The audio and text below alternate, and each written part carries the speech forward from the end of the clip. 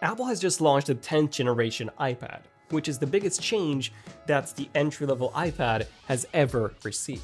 So here are 20 things you need to know, some good, some bad, mostly bad, but let's start with the good. Number one, this is mostly an iPad Air. It has the exact same design language, the full flat frame, the same back, the same camera module on the back, so yeah, this is basically an iPad Air, which once again is a huge design change and design departure over the 9th generation iPad. So this is awesome. Not only that, but it also comes in some beautiful colors. We have blue, yellow, pink, and silver, all of them more vibrant than the iPad Air's colors. Then second, we also have a USB Type-C port, just like with the iPad Air, which means that all the iPads now come with USB Type-C, and the iPhone is the only major Apple product to still use Lightning. But it's not just the convenience of USB Type-C, which is awesome, we're also getting much faster transfer speeds, from 480 megabits per second to 5 gigabits per second. That is more than 10 times the speed of the 9th generation.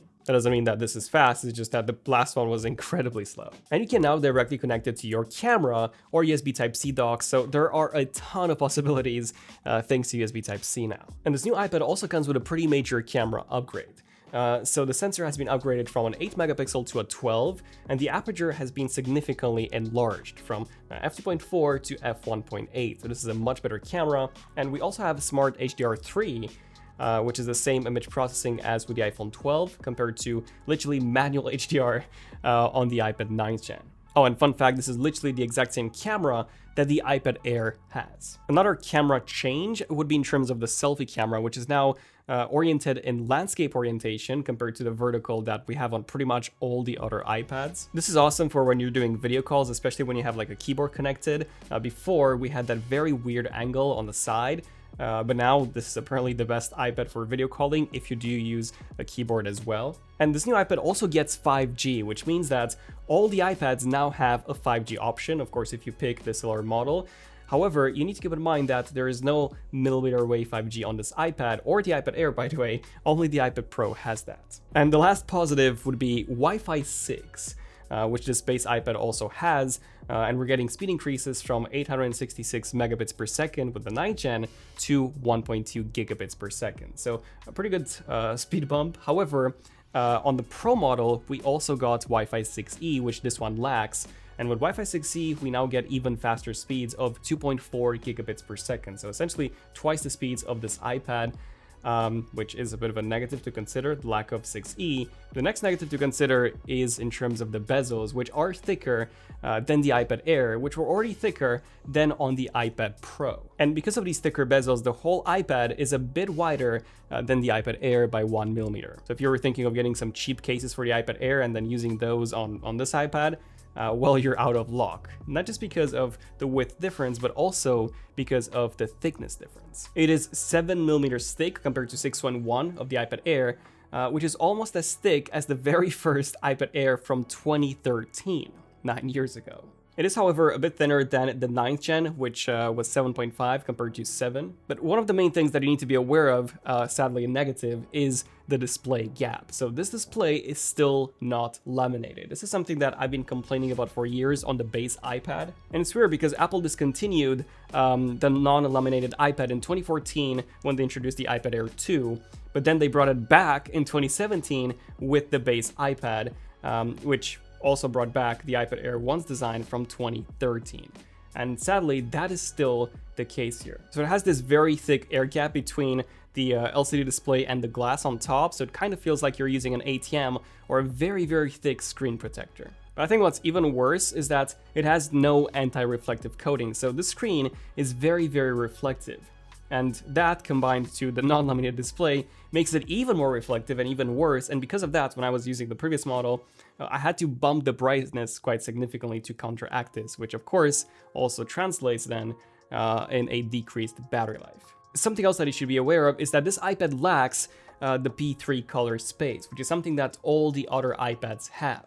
So this won't be the best choice for photo editing or grading videos, as colors would simply not be as punchy and you won't be able to see that many of them. Then we have the Magic Keyboard. So with the 9th gen, we had plenty of keyboard options sold by the Apple Store. So we had some options from Logitech, and then from Apple, we had the Smart Keyboard. But then for this 10th gen, we only have one single option, which is the new Magic Folio keyboard. Now on the surface, it looks great. It's basically the same thing as the Magic Keyboard without that floating design. So you now have a stand on the back, which is actually better in my opinion because you can adjust it much more. And you also have two pieces. So if you don't want to connect the keyboard and you just want to have the stand, you can simply only have that. It also has a trackpad and function keys, which is awesome. I think this is better than the Magic Keyboard, but the problem is that the price is quite significant. So it's $250 compared to $149 or $159 for the 9th gen options. Speaking of the 9th gen, you can still buy it. So it costs the same in the US, however, outside of the US, like in the UK, it is more expensive. £369 now compared to $319, so £50 more for the same old iPad. Speaking of the same old, only the 1st gen Apple Pencil is supported on this iPad, not the 2nd gen, despite having that flat frame design. And because this now has a USB Type-C port instead of Lightning, you will need an adapter to pair and charge the Apple Pencil. This adapter comes with every new Apple Pencil purchase, or you have to pay $9 to get it separately. But yeah, this has been the biggest complaint that everyone has been making regarding this new iPad. The fact that you literally need a cable that goes from the iPad into this adapter, and then you plug the pencil into the adapter. It's just very complicated, very confusing, and this is worse than how it used to be on the 9th gen. I think it's even worse for schools because schools would always buy the entry-level iPad. That was very, very popular. It was bad before because the Apple Pencils would break, but now students would very likely lose that Apple Pencil adapter, which means that all the Apple Pencils would be dead and not really usable. However, Logitech comes to the rescue with their Logitech Crayon. So this costs $69 and it is made in partnership with Apple for this new iPad. It also has a USB Type-C port for charging, so you can charge it using the iPad's cable. No adapter needed. Now, this new iPad does get Bluetooth 5.2 instead of 5.3 like on the iPad Pro.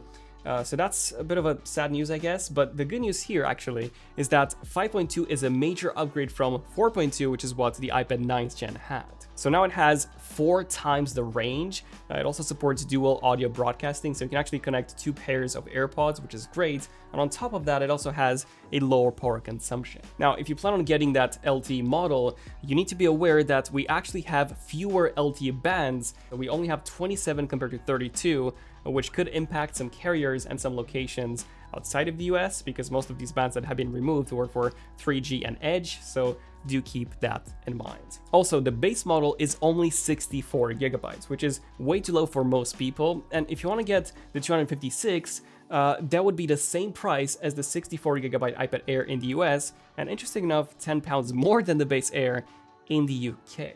And of course, we need to talk about the price, which is the biggest downside of this new iPad. It is very, very, very expensive. So in the US, the price got bumped from $329 to $449. That is a $120 increase. In the UK, it is even worse. It got bumped from $319 to $499. That is a £180 increase. £500 is actually close to the iPad Air's old price from a few days ago, and that's because the price of the Air has been bumped by £100 without Apple changing a single thing. So if you don't want to be scammed, I would suggest you buying the iPad Air refurbished from Apple's official store for $469. It has the same design, the same camera, the same A14 chip as this iPad, but you get thinner bezels, you get a laminated display, you get a DCI-P3 panel, and most importantly, you get that Apple Pencil to support. Or for the same price, you can also buy the 11-inch iPad Pro from 2018. I know this might seem quite old,